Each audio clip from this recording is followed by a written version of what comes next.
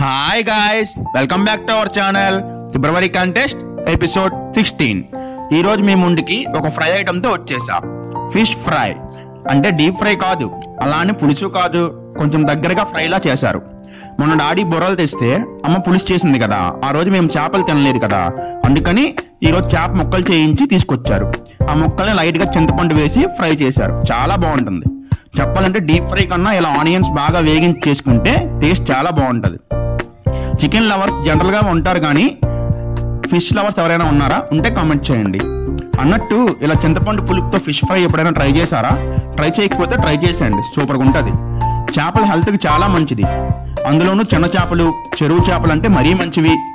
ఇప్పుడు ఆ చికెనే కాకుండా అప్పుడప్పుడు కాస్త ఫిష్ ఐటమ్స్ కూడా తింటూ ఉండండి. ఇప్పుడు చికెన్ తినకూడదు కదా, ఇలాంటప్పుడైనా ఒకసారి ఫిష్ ట్రై చేయండి. ఈ ఫిష్ ఫ్రైలో ఫిష్ ఉడికిన తర్వాత కూడా కొంచెం సేపు స్టవ్ ఆన్లో ఉంచండి. లైట్గా ఆ గ్రేవీ కొంచెం మారుతుంది, అప్పుడు ఉంటుంది టేస్ట్ సూపర్. అంతే.